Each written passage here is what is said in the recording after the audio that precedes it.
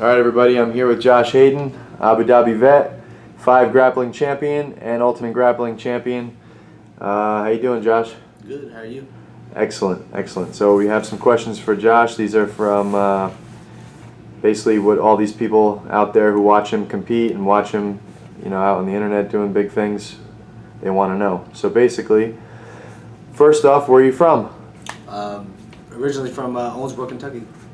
Owensboro, Kentucky. How old are you? I'm 26. 26. Do you have any kids, family? Yeah, I have 2 kids. I have a 6-year-old and a 3-year-old, and I have 2 brothers that are in the military. So when did you start training jiu-jitsu? I started training in about 2010 after I hurt my ankle in college football. Okay, so what got you into BJJ from football? Actually, my little brother, he had been fighting for a couple years. He played football in high school, then he quit playing football and started doing jiu-jitsu, then he got into MMA. And after I got done with football, I was doing nothing for about a year, and I was getting fat, not doing anything. but then he asked me to get into the gym. I got into the gym, and ever since I got to training, I've been doing it ever since. So you were literally watching your brother fight while you were playing football, and yeah. You were like, did you think that that's something you can do or would do, or that was his thing and you did your thing? I just thought it was his thing, and I was like, yeah, you know what, that's not for me. You know what I mean? So was your little brother able to beat you up at that time? Yeah, he actually did. He did a lot, actually. I'd come home for break. I'd come home to see my son, and we'd roll in the living room, and he would just destroy me. And he's like $135, and I was 190 at the time, and he would just manhandle me. So I had to respect jiu-jitsu, all martial arts, and everything like that. So it kind of like piqued an interest. So how far did you get in football before you got injured? I was redshirted my freshman year, but then I hurt my ankle in practice. Then I broke it, and they cut my scholarship. It's kind of depressing. What college? I went to Georgetown College. Awesome. So then from there, you hung out with your brother more, he got you in the gym, and then is it something that you instantly fell in love with, or was it more like, I'll give this a shot, let's see what happens, or what? It was more so my competitive nature, because like I was getting beat by a 135-pound kid, my brother that I beat up my whole life. And then, I just wanted to get better, and I was like, man, I can't accept this. Some little random kid can just whoop me, and because I don't know anything, and ignorance isn't an excuse, Okay, so what school did you start training at, and with who? I started training with Joe Bays at Nice Guy Submission in Owensboro. Okay, and then was that the place you stayed all of your years until you got here, or? Yeah, well, I trained there for about 3 years.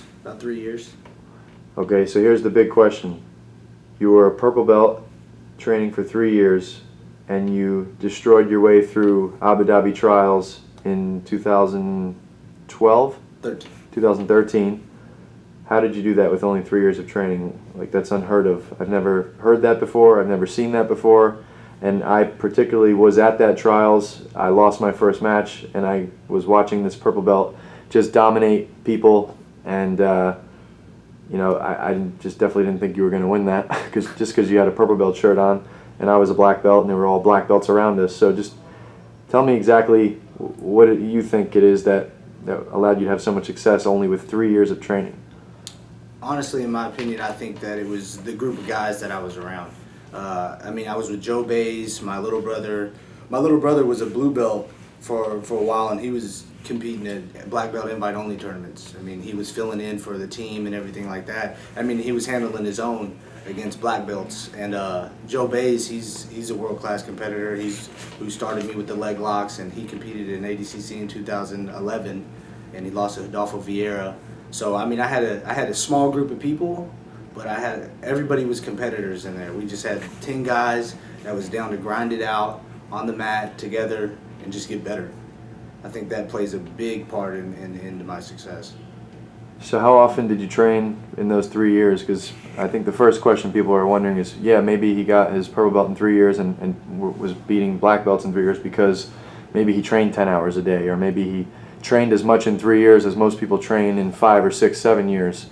So tell me what your training was like in those 3 years as far as you know, how many times a day or how often when you were there, how many hours, you know, what you focused on. Gotcha. I had the kid at the time. I had my oldest. He's 7. He's gonna be 7 now. So I was working full time, and I was working third shift. I mean, and I had to work full time because I had a kid, and then I had to find time to go to the gym. And often I didn't have money. Luckily, you know, I received a scholarship from the gym, and they were willing to let me train. And so I trained when I could. Sometimes it was 3 days a week. Sometimes it was maybe 4.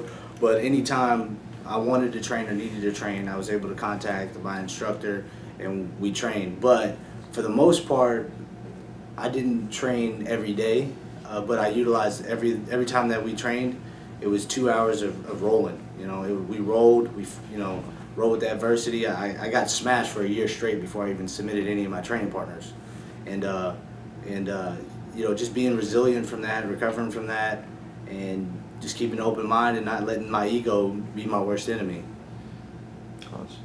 So your old coach Joe Bays just put out a Facebook post not too long ago saying that he's one of the better leg lock guys in the world, which, you know, I think we both agree he is. And he's saying that, you know, guys like Eddie Cummings and Gary Tonin, who are the leg lock guys, you know, doing big things in the tournaments right now, and beating other good leg lock guys, he was saying that you have not wiped out leg lock guys yet, you haven't beaten me yet, or something like that, and, you know, kind of putting a friendly, respectful challenge out to those guys. What do you think about that, and how do you think he would do against someone like Eddie Cummings or someone like Gary Tonin with leg locks? Honestly, I mean, I think it'd be an awesome match. I started with Joe, and like he usually destroys me with leg locks, and I'm able to defend them, but I'm only able to defend them because of him and my brother. And I've rolled with Eddie Cummings, I've rolled with Gary Tonin. We had a, you know, back and forth kind of match. They definitely have some different things that they do. They train with each other. I definitely think Joe could hold his own, and it'd be an exciting match. Does he have the ability to tap them in ankle locks or heel hooks or leg locks? Oh, for sure. Awesome. For sure. So it'd be great to see those matches. If anyone listening to this has the ability to put that matchup together, I think that would be a fan favorite for sure. So what would you tell a blue belt or an up-and-comer who wants to have success, the same kind of success you've had? What tips would you give them? Just what would you tell someone who's like, hey man, I want to make it to Abu Dhabi? Like, what would you say to them to help them along? First off, I'd have to tell them they got to keep an open mind, and never forget that you're a white belt. Always, you're always a student to the game, and you can't sit there and think you've already made it, because even to this day, I mean, I think recently I seen Gary Tonin posted about saying that there's people who've paved the road for jiu-jitsu, and he's never going to feel like he's good at jiu-jitsu because of what they've done. We're all going to be a part of the history of it, and like you have to let your ego go. You got to let that go. Just keep an open mind and learn from everything. And it's important to go out and test yourself, not necessarily just with your teammates, but go out and test yourself against a complete stranger out in competition. Don't be afraid to lose, because the worst thing that's going to happen is you're going to learn from it. So I mean, that's a big part too. Is you have to know how to lose. Everybody, you can win. That's just a testament to your game and to your experience. But if you don't know how to lose, you're never going to become a champion. Nice. So how does your training change when you have a big tournament like the Abu Dhabi Trials, or when you have, another invite-only tournament? Like, how does your training change, and do you change it? Or anything like the structure? How does the structure of your training change when there's something big coming up? What exactly do you do? Honestly, I have a different method of training. I don't train too hard all the time, because I play football. I got a lot of old injuries, so I have to kind of like stay healthy. So I got to think about those things.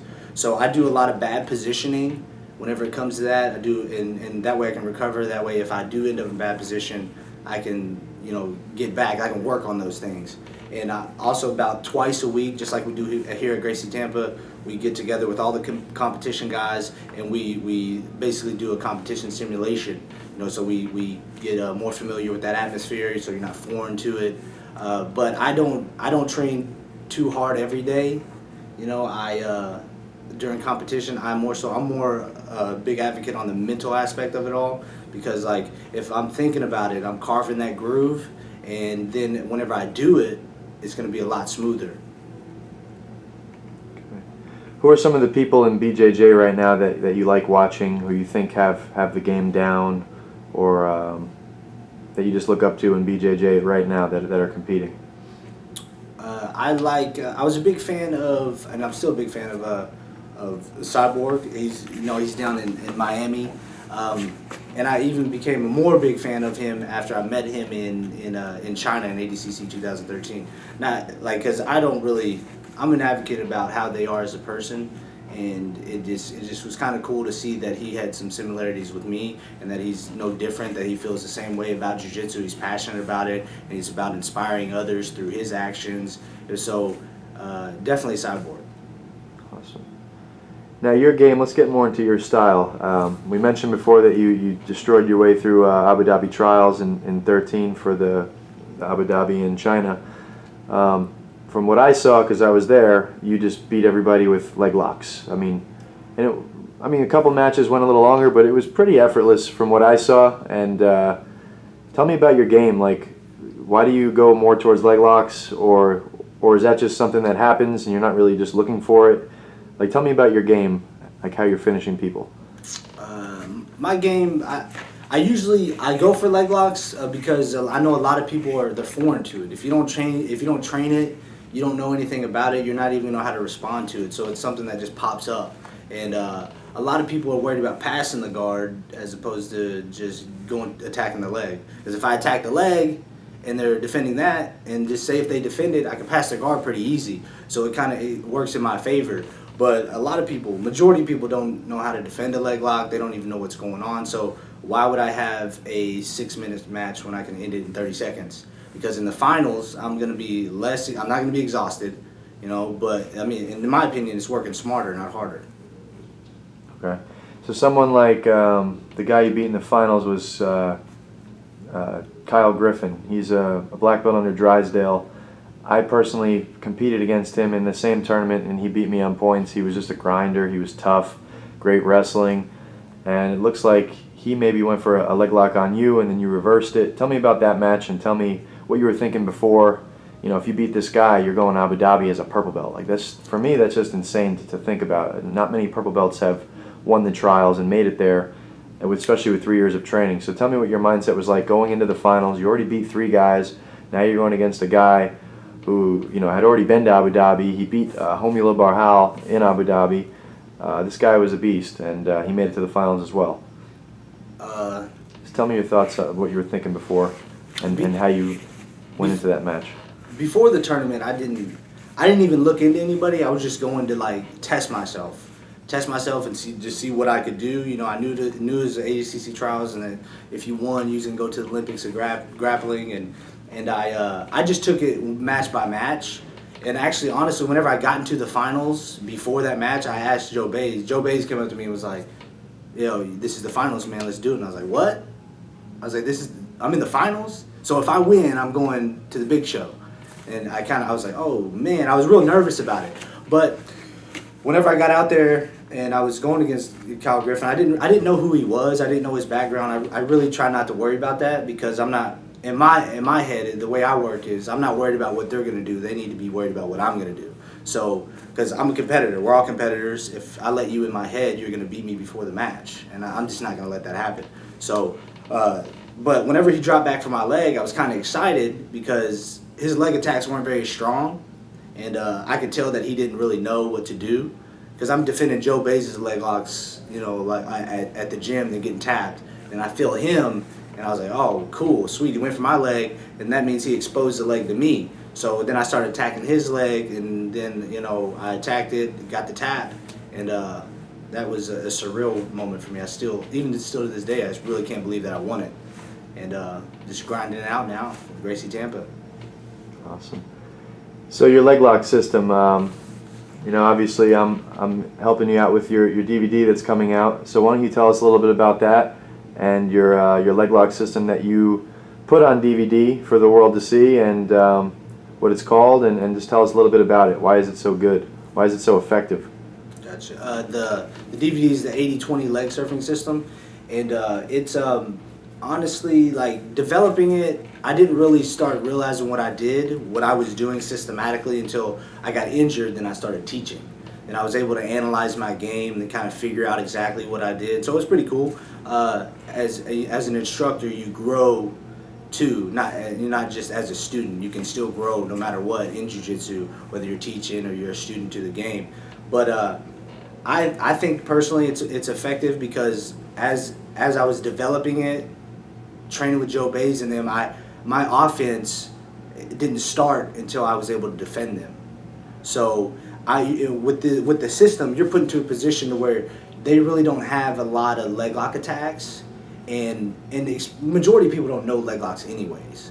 So you're going to be able to get in these positions if you follow the system, and you're going to get a submission. You're going to attack their leg, and we have a response for it. So I know that whenever I'm on their leg, that I'm going to finish it because I already it's like a playbook. It's a system, and you're going to get the submission. So I mean, it's something that you do it like a playbook, and it's a good strategy. Yeah, I mean, obviously I was sitting here while you were filming the DVDs, and me just, knowing not a ton about leg locks, but knowing a little bit about them, watching it for me was great because, like you said, it really is a system. Like, starting out with the ankle lock, and then if they do this, you have an answer for that. If they do the second thing that they can do to defend it, you have another answer for that. Going into another position, to another position, to another submission, and it's truly a complete system. I mean, it's, when someone does something, you need to know what to do. When someone tries to defend it, you need to have an answer, because if you don't, then they're going to spin out and your leg lock's done. So I like the fact that it has an answer for pretty much anything someone can do. And I guess as long as you practice it and get good at it, I mean, you're going to get the tap. So I thought that was really cool. Is there anybody you want to thank, or anybody you'd like to, sponsors you want to give a shout out to as we end the interview here? I want to give a special shout out to Joe Bays for starting this whole thing. He inspired me. He's one who put me onto the leg locks. He showed me how to hook and rip. That's what we called it, so he'll know what that is. And I also want to give a shout out to Warren Brooks, who was the owner of Nice Guy Submission, and he's the one who gave me a scholarship, let me come for free. I want to give a huge thanks to you, Matt Arroyo. I mean, you're helping me out. I've been on this journey kind of alone, going blind, just going with it. And things are kind of working out. Things are coming together. You're helping me stay focused. The whole Gracie Tampa family, I want to thank everybody. No judges needed. New breed. I got a whole bunch of other people, but that's the most of it. Awesome. So when can people expect your DVDs to come out, and where, and how could they get them and all that stuff? We're launching the DVD on November 10th, so we're doing all the promotional stuff now, so it's going to launch November 10th. And where can we JoshHayden8020.com. Yeah, JoshHayden8020.com. That's where you can get it at. All right, Josh, thanks for the interview. I know everyone's who watches this is going to pick out some good gems from it, and awesome. Keep going, brother. Sweet.